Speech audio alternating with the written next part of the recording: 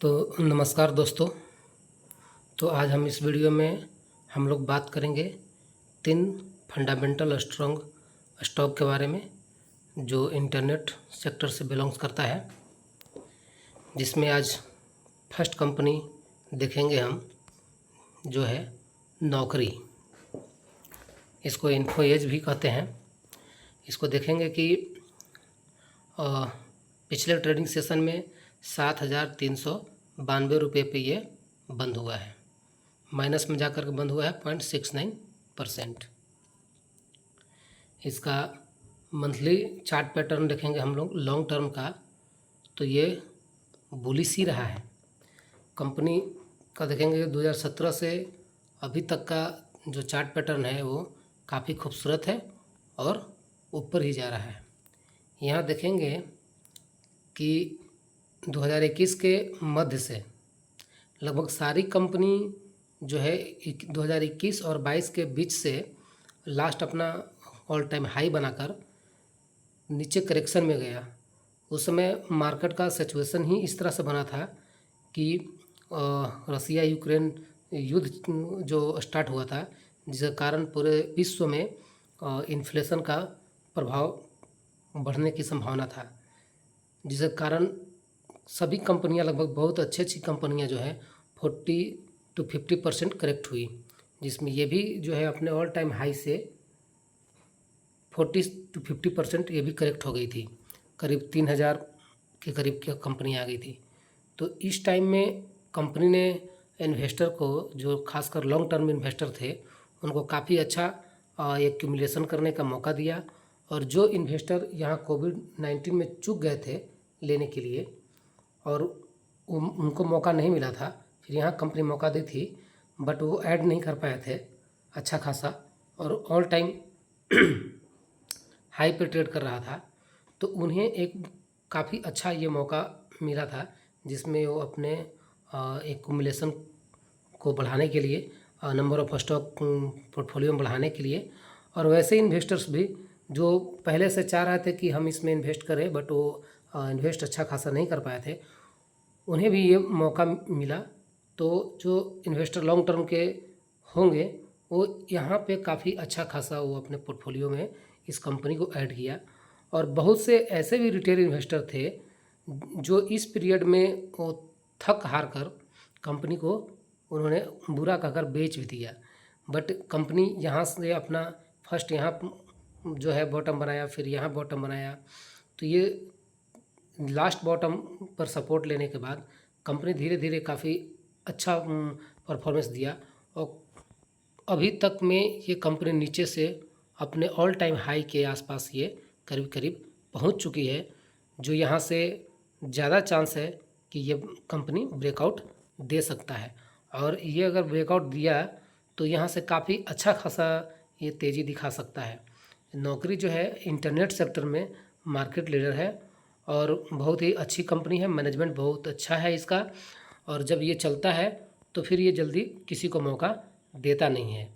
ये जो है कंपनी अपना छोटे छोटे जो न्यू जो एसएमई जो होते हैं सेक्टर, जो कंपनियां होती है, उसमें भी स्टार्टअप में खासकर ये पैसा अपना लगाती है, वो भी प्रॉफिट से लगाती है। कंपनी के पास में डेट नहीं है, कर्जे नहीं है। ये जो कंपनी अपना प्रॉफिट कमाता है उसी प्रॉफिट से ये छोटी छोटी कंपनियों में जो स्टार्टअप होते हैं उसमें ये पैसा लगाते हैं। जैसे ये पैसा जोमेटो में लगाया था, इसी का ये पॉलिसी बाज़ार है, शादी.com है, नौकरी.com, तो इसका अपना सबसे अर्निंग का सबसे बड़ा कैश काऊ है, वहाँ से पैसा इसको सबसे ज़्यादा आता है। और ये छोटी छोटी स्टार्टअप में पैसा लगाता है, जो कंपनियां काफ़ी बड़ी हो जाती है, तो इसे एक बहुत अच्छा खासा बेनिफिट मिलता है, नेट प्रॉफिट इसका बढ़ता है और इन्वेस्टर को ये फ़ायदा पहुंचाता है। तो नौकरी बहुत अच्छी कंपनी है, इसको इन्फो एज भी कहते हैं। तो हम लोग आगे देखेंगे, इसमें हम लोग देखेंगे नौकरी जो है ये एक सॉफ्टवेयर कंपनी है। यहाँ देखेंगे सॉफ्टवेयर सर्विस प्रोवाइड कराती है, इंटरनेट कंपनी है ये। इसका मार्केट कैप 95,624 करोड़ है। ये एक मिड कैप टाइप की कंपनी दिखा रहा है यहाँ, बट ये mid to large cap company है। और यहाँ पे देखेंगे करंट प्राइस इसका 7,392 रुपये है और 5 साल में ये जो है 281% इन्वेस्टर को ये रिटर्न दिया है, जो काफ़ी अच्छा खासा है। और बड़ी बड़ी कंपनियां 5 साल में पैसे को डबल करती है, तो ये करीब करीब ये 3 गुना पैसे को कर चुकी है। आगे देखेंगे हम लोग इसका overview. Info Edge India Limited a pioneer in India consumer internet offer online classified service through portal like naukri.com, Jeevansathi dot com, 99acres.com and more, diversifying into recruitment, matrimony, real estate and education sector. तो जैसा कि अभी हम बात किए थे कि ये जो है अपना प्रॉफिट से जो पैसा होता है छोटी छोटी कंपनियों में, स्टार्टअप्स में ये पैसा लगाता है और वो स्टार्टअप्स जब बड़ा हो जाता है तो इसे काफ़ी अच्छा खासा बेनिफिट मिलता है। आगे हम लोग देखेंगे इसको। यहाँ जो है निफ्टी आईटी और इसका नौकरी का कंपैरिजन चार्ट में किया गया 5 साल का। तो यहाँ देखेंगे कि ये जो ब्लू लाइन है ये नौकरी का है और ये येलो जो लाइन है ये निफ्टी आईटी का है। तो देखेंगे कि नौकरी जो .com है इन्फो एज, वो इस पीरियड में भी निफ्टी आईटी के बराबर ही ये लगभग रिटर्न दे रहा था और अभी तो ये आउट परफॉर्म कर रहा है। आगे देखेंगे ये प्रोडक्ट वाइज इसका ब्रेकअप देखेंगे नौकरी का। तो रिक्रूटमेंट सॉल्यूशन में ये इसको जो है रेवेन्यू 73.09% प्राप्त होता है। 99 एकर्स एंड रियल एस्टेट से इसको 14.08% रेवेन्यू इसको आता है। अदर्स में 12.83%। आगे देखेंगे नौकरी का जो लोकेशन जो है प्रेजेंस है उसको हम लोग देखेंगे कि इंडिया में ये जो है 94.32% और रेस्ट ऑफ द वर्ल्ड में 5.68%। आगे देखेंगे हम लोग इसका फाइनेंशियल हम लोग देखेंगे ईयरली। सबसे पहले देखेंगे इसका, यहाँ पे आप देखेंगे तो चौंक जाएंगे। इसका कंपनी का जब देखेंगे ईयरली या क्वार्टरली जब इसका देखेंगे रेवेन्यू देखेंगे, सेल्स, नेट प्रॉफिट वगैरह देखेंगे तो काफ़ी ये फ्लक्चुएशन दिखाएगा, कभी प्लस कभी माइनस। बट इसको ये देख करके आप कंफ्यूज नहीं होना चाहिए आपको। इसको बिजनेस को समझना पड़ेगा। इसका बिजनेस ही इस तरह का है, ये स्टार्टअप्स में पैसा लगाता है तो कभी कभी स्टार्टअप्स अच्छा परफॉर्म नहीं करते हैं तो ये इसे लॉस भी बुक करना पड़ता है, लॉस भी होता है, कभी फ़ायदे होते हैं। तो ये इस तरह की जो इम्पेक्ट इसका पड़ता है उसका आपका रिफ्लेक्शन इसके बैलेंस शीट में मिलेगा। जो यहाँ आप देखेंगे कि मार्च 22 में यहाँ देखेंगे आप कि कंपनी का सेल्स 1589 करोड़ और यहाँ पे आप देखेंगे कि नेट प्रॉफिट जो है 12,760 करोड़। तो ऐसे कैसे हो सकता है भाई, सेल्स उसमें 1589 करोड़ और प्रॉफिट 12,760 करोड़, ऐसे कैसे?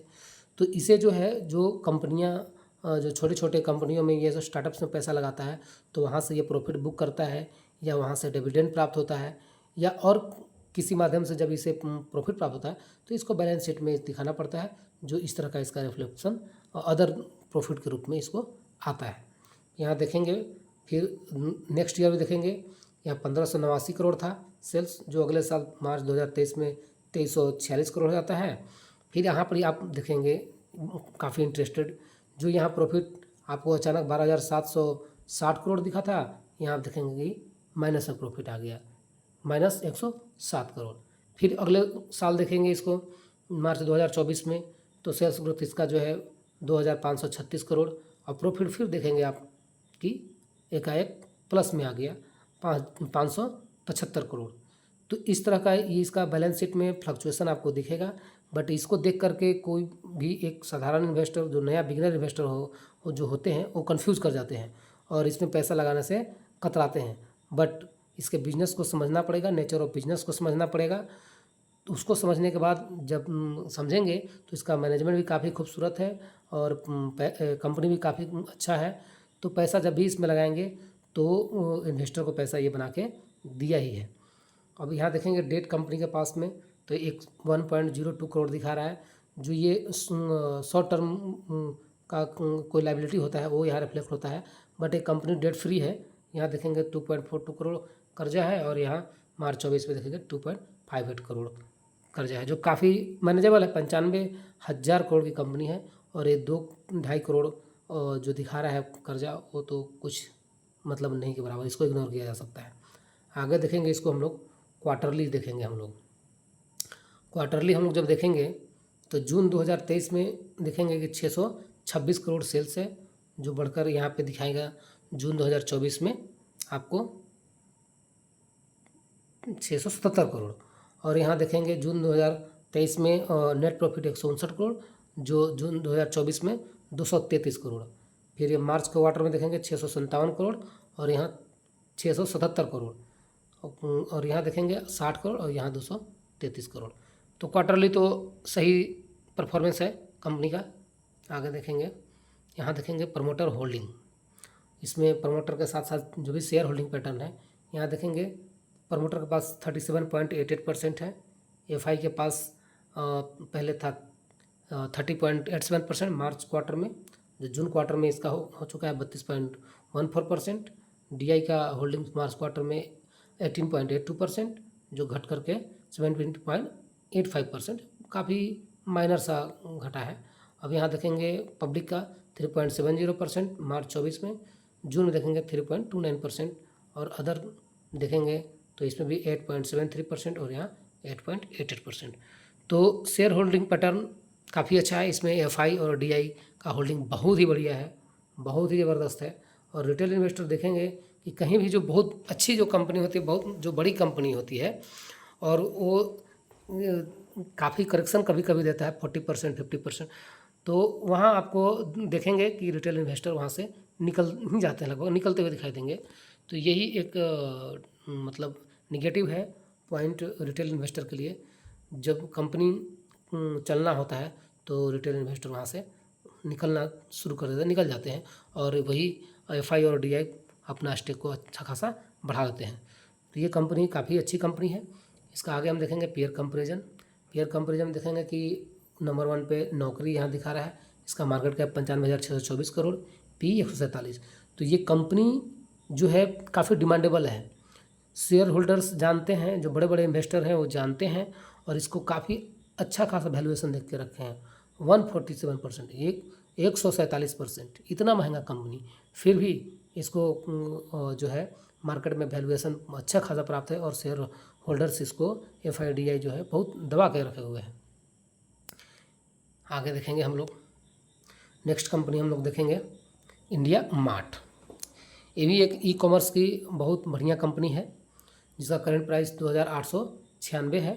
पिछले ट्रेडिंग सेशन में 0.64% माइनस में जाकर के ये बंद हुआ है। अब इसका लॉन्ग टर्म का चार्ट पैटर्न हम देखेंगे कि ये कंपनी 2019 और 20 के बीच में ये मार्केट में लिस्टेड हुई है, जो यहाँ से कंटिन्यू परफॉर्मेंस करते हुए देखेंगे कि 21 और 22 के हाफ तक ये कंपनी ऑल टाइम हाई बनाता है। और उसके बाद वही रसिया यूक्रेन के जो युद्ध हुआ था उस टाइम से कंपनी काफ़ी नीचे आया है, और इसका जो है बिजनेस में जो सेल्स एंड प्रॉफिट है इसको गिरना भी चालू हुआ। तो काफ़ी ऊपर जाने के बाद यहाँ से काफ़ी नीचे ये करीब 40 to 50% यहाँ पर करेक्ट हुआ कंपनी। यहाँ से यहाँ तक ये इन्वेस्टर को थका दिया है कंपनी। तो इसमें काफ़ी इन्वेस्टर जो छोटे मोटे जो भी इन्वेस्टर थे बहुत परेशान हो गए और निकल भी गए, फिर ऊपर गया, फिर नीचे आ गया ये, और यहाँ भी कंपनी कंसोलिडेट कर रहा है। तो अब तक काफ़ी रिटेल इन्वेस्टर इस कंपनी से आउट हो चुके हैं, निकल चुके हैं। और लेकिन जो लॉन्ग टर्म इन्वेस्टर हैं, जो समझ रहे हैं, और जो कोविड को जो देख चुके हैं, और ये रसिया यूक्रेन को देख चुके हैं, तो ये काफ़ी इन्वेस्टर ऐसे भी हैं जो अभी भी इसको होल्ड कर रहे हैं, और अभी भी इसमें अपना पैसा एक्यूमुलेट कर रहे हैं, अपना शेयर्स स्टॉक्स के नंबर बढ़ा रहे हैं। और ये आगे चल के मुझे पूरा विश्वास है कि आउट परफॉर्म करेगा, और ये अच्छा खासा रिटर्न आपको जनरेट करके ये बिल्कुल देगा। आगे देखते हैं इसका ओवरव्यू में देखते हैं। ओवरव्यू में देखेंगे हम कि ये ई कॉमर्स में कंपनी है, और इसका मार्केट कैप है 17,344, और एक स्मॉल टाइप की कंपनी है, करंट प्राइस इसका देखेंगे 2,896, और ये देखिए 5 साल में 400%, 400%, 400% मतलब 5 गुना। 5 साल में इतना गिरावट के बाद भी, कंसोलिडेशन के बाद भी इन्वेस्टर को 5 गुना पैसा करके ये कंपनी दिया है। आगे देखेंगे, India mart Intermesh limited founded in 1999। तो ये कंपनी फाउंडेड हुई थी 1999 में, तो करीब करीब ये 25 साल ये पूरा अपना कर चुकी है। तो कंपनी काफ़ी पुराना है, अच्छा कंपनी है, और ये रिलायबल कंपनी है, और मार्केट में ये टिका है। और ये कंपनी अगर आगे 10 साल टिक गई तो निश्चित ही इन्वेस्टर को जो 5 साल में 5 गुना करके दिया है, अगले 10 साल में ये मतलब इससे भी ज़्यादा निश्चित तौर पे ये करके इन्वेस्टर को ज़रूर देगा। आगे देखते हैं, India is biggest online B2B market place. अब यहाँ देखेंगे कि B2B, business to business, business to customer नहीं, बिजनेस टू बिजनेस, ये जो है इंडिया का बिगेस्ट ऑनलाइन मार्केट प्लेस ये अवेलेबल कराता है इंडिया मार्ट। और भारत में एक सबसे बड़ी कंपनी है जो ये B2B मार्केट प्लेस में ये काम करती है। आगे देखेंगे, it connected business buyers with supplier. ये क्या करता है, बायर्स और सप्लायर्स जो बिजनेस टू बिजनेस हैं, माने कंपनी और जो होलसेलर्स जो बड़े बिजनेसमैन हैं उनके बीच में ये क्या करता है, ये आपको कनेक्ट करता है, और दोनों को ये बायर्स एंड सप्लायर्स के बीच में एक ब्रिज का काम करता है। Offer a platform to discover ये and engage with various product and service. ये जो है प्लेटफॉर्म उपलब्ध कराता है अपना, इंडिया मार्ट अपना प्लेटफॉर्म उपलब्ध कराता है जो बायर्स एंड सप्लायर्स दोनों जुड़ते हैं और प्रोडक्ट को खरीदते हैं। आगे देखेंगे हम लोग, इसका चार्ट पैटर्न देखेंगे कि इतना कंपनी ऊपर से नीचे आने के बाद भी और कंसोलिडेशन करने के बाद भी आपका निफ्टी आईटी से आउट परफॉर्मिंग कर रहा है। तो कंपनी बहुत अच्छी है। अभी ये इस क्वार्टर में, जून क्वार्टर में ये रिजल्ट बहुत बढ़िया पेश किया था, बट मैनेजमेंट का गाइडलाइन थोड़ा आगे के लिए कमज़ोर था। ये अपने नए कस्टमर्स को मात्र 1500 ही जोड़ पाए थे, जिसके कारण ऊपर से कंपनी नीचे की ओर डिस्काउंट में अवेलेबल है। आगे देखेंगे, अब इसका प्रोडक्ट वाइज ब्रेकअप देखेंगे इंडिया मार्ट का। तो इनकम फ्रॉम वेब सर्विस, इसका वेब सर्विस से इनकम 95.26% है। फिर देखेंगे अकाउंटिंग सॉफ्टवेयर सर्विस 4.74%। तो ये सॉफ्टवेयर सर्विस भी उपलब्ध कराता है जो अकाउंटिंग से रिलेटेड जो होता है, ये भी सर्विस उपलब्ध कराता है, जिसका जो है 4.74 कंट्रीब्यूशन है। अब आगे देखेंगे हम लोग प्रेजेंस देखेंगे इसका। तो प्रेजेंस इसका हम देखेंगे इंडिया मार्ट का, तो इंडिया में ये 99.46%, अदर्स 0.4%, करीब 100% ये अपना बिजनेस इंडिया में ही देता है। आगे देखेंगे हम लोग फाइनेंशियल समरी देखेंगे हम लोग ईयरली। तो ईयरली देखेंगे मार्च 2022 का सेल्स देखेंगे 753, मार्च 2023 का हम लोग देखेंगे 985 जो इंक्रीजिंग मैटर में है, मार्च 2024 का देखेंगे 1197। तो काफ़ी अच्छा सेल्स ग्रोथ कंपनी का काफ़ी अच्छा है। अब नेट प्रॉफिट देखेंगे मार्च 2022 में 298 करोड़, मार्च 2023 में 284 करोड़। तो यहाँ कंपनी का थोड़ा सा प्रॉफिट गिरा था 2023 में, फिर ये रिकवर करके 334 करोड़ मार्च 2024 में हो चुका है। फिर आगे देखेंगे क्वार्टरली कंपनी का, हम लोग क्वार्टरली देखेंगे। क्वार्टरली जून 2023 का देखेंगे सेल्स ग्रोथ 282, फिर जून 2024 का देखेंगे 331, ईयर ऑन ईयर जो है सेल्स में ग्रोथ है, और नेट प्रॉफिट 83 और यहाँ 114। तो इस क्वार्टर में जो रिजल्ट आया था तो ईयर ऑन ईयर बहुत अच्छा खासा ग्रोथ था। फिर ये क्वार्टर देखेंगे पिछले का मार्च 2024 क्वार्टर में 315, 331 माइनर वृद्धि, 99 प्रॉफिट एंड 114 प्रॉफिट। तो ये क्वार्टर ऑन क्वार्टर भी इंक्रीजिंग मैटर में था और ईयर ऑन ईयर भी था। तो कंपनी का रिजल्ट तो क्वार्टरली बहुत ही अच्छा था, बट कंपनी का गाइडलाइन थोड़ा कमज़ोर रहने के कारण जो है ये ऊपर से नीचे की ओर दोबारा आया है और न 3000 प्लस चला गया था। और उम्मीद है कि अगला क्वार्टर आने से पहले ये फिर से 3000 के आसपास कंपनी आराम से पहुंच जाएगी, या हो सकता है ऊपर भी चला जाए। तो यहाँ एक और देखेंगे कि सेल्स ग्रोथ यहाँ भी दिखा रहा है परसेंटेज में कि ईयर ऑन ईयर चेंज हुआ है 17.44% and quarter on quarter 5.27%। Net profit में देखेंगे कि 114 करोड़ जो था तो ईयर ऑन ईयर ग्रोथ था 37% और क्वार्टर ऑन क्वार्टर 14%। आगे देखेंगे शेयर होल्डिंग पैटर्न हम लोग देखेंगे मार्च 2024 और यहाँ जून 2024। मार्च 2024 में 49.21% जो सेम रहा है 49.21% जून 2024 में भी। अब यहाँ देखेंगे एफआई का होल्डिंग 25.60% जो जून 2024 में 24.64%। तो यहाँ थोड़ा सा घटा है क्वार्टर ऑन क्वार्टर और ईयर ऑन ईयर तो अच्छा खासा माइनस हुआ है 5% के करीब। अब डीआई का होल्डिंग देखेंगे यहाँ हम कि 9.47%, यहाँ जून में 10.58%। तो क्वार्टरली जो है इंक्रीज किया है डीआई ने किया है 1.11% और एफआई ने किया है डीआई ने ईयरली चेंज किया है 5.41%, यानी जो एफआई ने बेचा उसको डीआई ने खरीद लिया। तो काफ़ी अच्छा शेयर होल्डिंग पैटर्न है। अब यहाँ रिटेल का हम लोग देखेंगे, रिटेल में देखेंगे कि 7.89% जो थोड़ा सा घटा है माइनर, यानी रिटेल इन्वेस्टर भी ठीक है अपना पैसा इसमें बनाए हुए हैं, शेयर को करीब होल्ड ही कर रहे हैं। आगे देखेंगे अब इसका पीयर कंपैरिजन हम लोग देखेंगे। तो ये है इंडिया मार्ट, इसका मार्केट कैप यहाँ 17,344, इसका पी है 47। इसी कंपनी में और भी 2-3 कंपनी है, जैसे यहाँ जस्ट डायल है, यहाँ रतन इंडिया है, इसका भी मार्केट कैप देख लेंगे। लेकिन सबसे टॉपर कंपनी ये है इंडिया मार्ट, और रतन इंडिया भी अच्छा खासा अभी कर रहा है। चलिए आगे हम लोग अब देखेंगे तीसरी कंपनी जो बहुत ही बेहतरीन कंपनी है, एफल इंडिया। एफल इंडिया देखेंगे, इसका करंट प्राइस 1631, जो ये भी माइनस में बंद हुई थी 0.22%।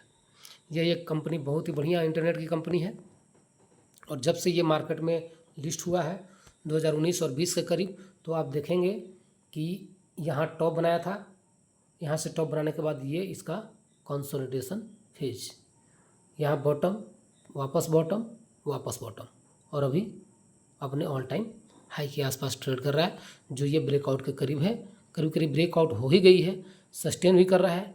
तो कंपनी यहाँ से और काफ़ी ऊपर भी जा सकती है, क्योंकि कंटिन्यू कंपनी रिजल्ट अपना जो है बहुत ही अच्छा पेश कर रही है। परफॉर्मेंस इस क्वार्टर में भी इसका अच्छा रहा है, तो उम्मीद है कि ये जो है ब्रेकआउट जो हुआ है सस्टेन करेगा, और कोई अगर निगेटिव मार्केट में कुछ नहीं आता है, निगेटिविटी इन्फ्लेशन से रिलेटेड या कुछ ऐसी चीज़ें नहीं आती है, वार वगैरह कुछ नहीं होता है, तो 99% चांस है कि ये यहाँ से ब्रेकआउट होगा और बहुत तेज़ी के साथ में जो इन्वेस्टर का है पैसा कंपाउंड होगा।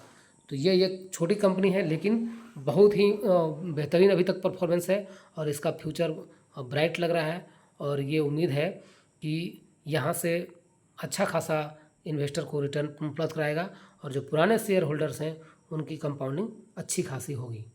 आगे देखेंगे हम लोग एफल इंडिया सॉफ्टवेयर सर्विस। जैसा कि बताया कि ये भी इंटरनेट में कंपनी है, तो ये भी सर्विस उपलब्ध कराती है। इसका मार्केट कैप अब हो चुका है 22,902 करोड़, जो स्मॉल कैप की कंपनी है, अभी भी स्मॉल कैप दिखा रही है।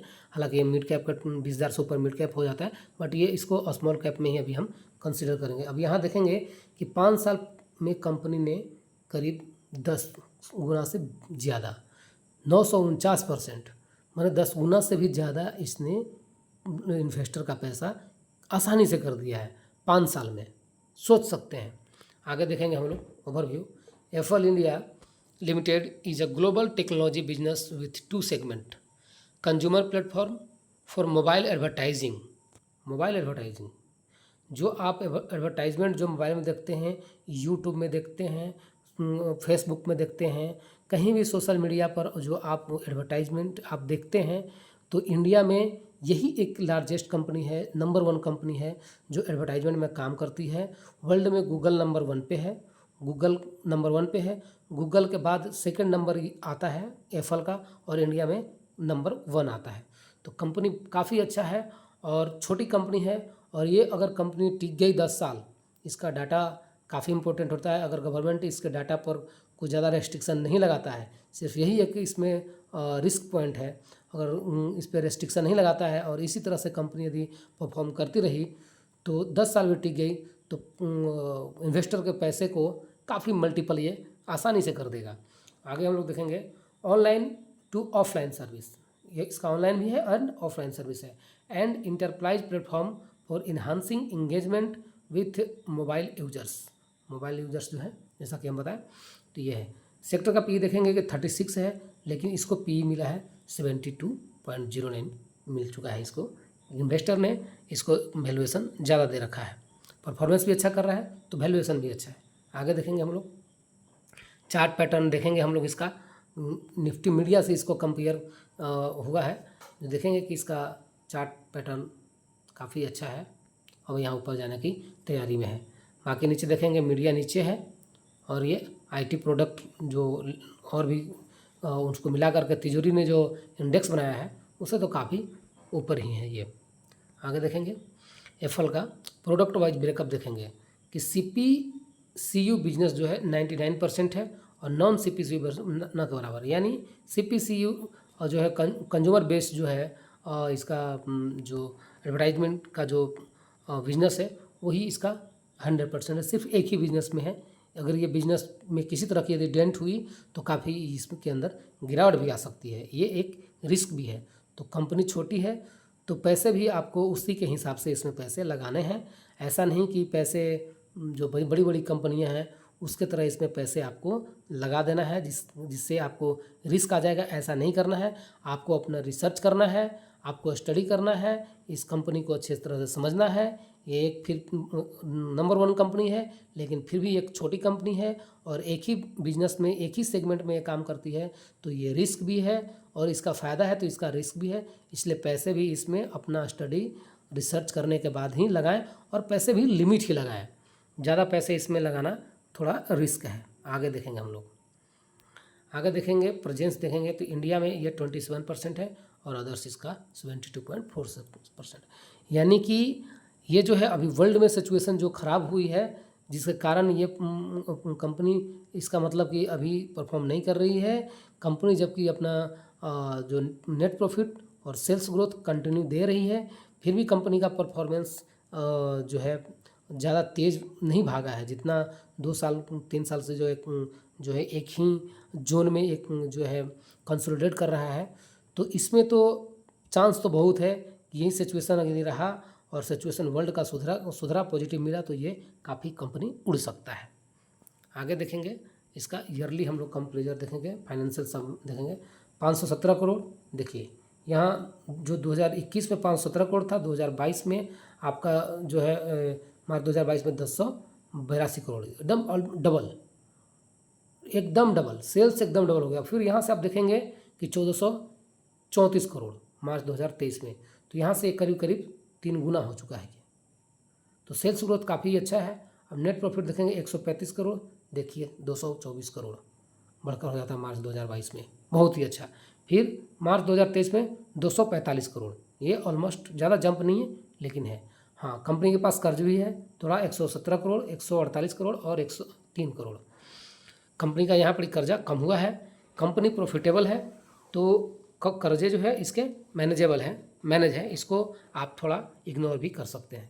अब क्वार्टरली देखेंगे इसका हम लोग, फाइनेंशियल क्वार्टरली चेक करेंगे हम लोग। इसका हम लोग देखेंगे कि जून 2023 में इसका सेल्स ग्रोथ जो था 407 करोड़, जो जून 2024 में 520 करोड़, तो ये इंक्रीजिंग मैटर में है। प्रॉफिट देखेंगे 66.1 करोड़, फिर देखेंगे जून 2024 में तो 86.59%, तो ईयर ऑन ईयर इसका तेज़ी है नेट प्रॉफिट में भी और सेल्स में भी। क्वार्टर ऑन क्वार्टर देखेंगे कि पिछले मार्च 2024 के क्वार्टर में 506 करोड़ और यहाँ 520 करोड़, तो ठीक है, यहाँ भी सेल्स सही है, ज़्यादा मतलब नहीं है बट ठीक है, ईयर ऑन ईयर भी ठीक है और क्वार्टर ऑन क्वार्टर भी ठीक है, माइनस नहीं हुआ है। यहाँ 87.49 करोड़ देखेंगे जो यहाँ पर 86, यानी क्वार्टर ऑन क्वार्टर में कोई ज़्यादा जंप नहीं, ज़्यादा कोई गिरावट नहीं है, बट ये ईयर ऑन ईयर यहाँ पे जंप है। तो यहाँ पे आप देखेंगे कि कंपनी का परफॉर्मेंस बिल्कुल सही है। यहाँ भी देखिए क्वार्टरली सेल्स में दिखा रहा है कि 519 करोड़ जून 2024 में, ईयर ऑन ईयर इसका चेंज वह वृद्धि हुई है 27.77% और quarter on quarter 2.62%। Net profit देखेंगे तो 86.59 करोड़ था, जो 30% ईयर ऑन ईयर तेजी है। और यहाँ माइनस में क्वार्टर ऑन क्वार्टर हल्का सा गिरावट है, -1.03%। अब आगे देखेंगे हम लोग शेयर होल्डिंग पैटर्न देखेंगे हम लोग। तो प्रमोटर का होल्डिंग देखेंगे कि 56.92% था, यहाँ 55.14% हो गया है। अब एफआई का देखेंगे तो एफआई 17.51%, जो थोड़ा सा बढ़ा करके अपना स्टेक कर दिया है 17.99%, थोड़ा सा बढ़ा है क्वार्टर ऑन क्वार्टर। लेकिन यहाँ देखेंगे कि ईयर ऑन ईयर में करीब 5% का तेजी है, एफआई ने अपना माल बढ़ा दिया है ईयर ऑन ईयर। डीआई का देखेंगे तो यहाँ 14.53%, तो यहाँ पड़ी 15.95%, तो यहाँ ये इंक्रीज किया क्वार्टर ऑन क्वार्टर। यहाँ देखेंगे 1.42%, यहाँ पड़ी 2.57%, यानी एफआई भी अपना स्टेक बढ़ाया है, ये तो काफ़ी अच्छा बढ़ाया है। डीआई भी हल्का स्टेक बढ़ाया है। तो अब देखेंगे रिटेल को हम लोग चेक करेंगे तो रिटेल अपना जो है स्टेक घटाया 9.67% से 9.30%, हल्का सा बढ़ाया, क्वार्टर ऑन क्वार्टर घटाया है। और अदर्स में भी घटा है। यहाँ देखेंगे 3% ईयर ऑन ईयर इसका जो है 3% घट चुका है। तो अक्सर देखा गया है कि कंपनी जब लंबे समय तक कंसोलिडेट करती है, नहीं चलती है, परफॉर्म नहीं करता है, तो रिटेल इन्वेस्टर जो है अपना जो है स्टेक उसको घटाते ही हैं, बेचते ही हैं।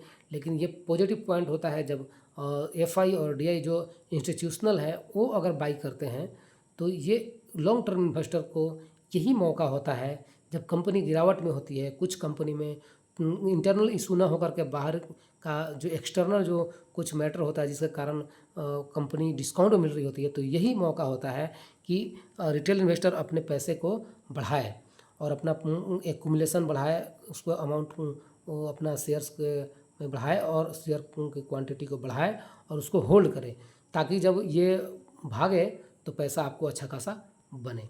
ये पीयर कंपेरिजन देखेंगे, एफएल यहाँ देखेंगे 22,902 करोड़, इसको पी मिल चुका है 72.09%। और भी इसमें कंपनी है, इसको भी आप देख सकते हैं, बट ये है नंबर 1 कंपनी है। और यही हम तो कहेंगे कि ये नंबर 1 पे कंपनी है जो काफ़ी अच्छा है। लेकिन पैसे इन्वेस्टर इसमें लगाने से पहले अपना तीनों कंपनी को रिसर्च जरूर करें, अपना स्टडी जरूर करें, और ज़रूरत हो तो अपने फाइनेंशियल एडवाइज़र से भी आप अपना एडवाइस लें, उसके बाद जो है इसमें पैसा अपना लगाएं। तो दोस्तों बस इस वीडियो में आज इतना ही, और इसी तरह के वैल्यूएबल कंटेंट पाने के लिए प्लीज़ हमारे चैनल को सब्सक्राइब कर सकते हैं अगर कंटेंट पसंद आती हो तो। धन्यवाद दोस्तों, बाय बाय।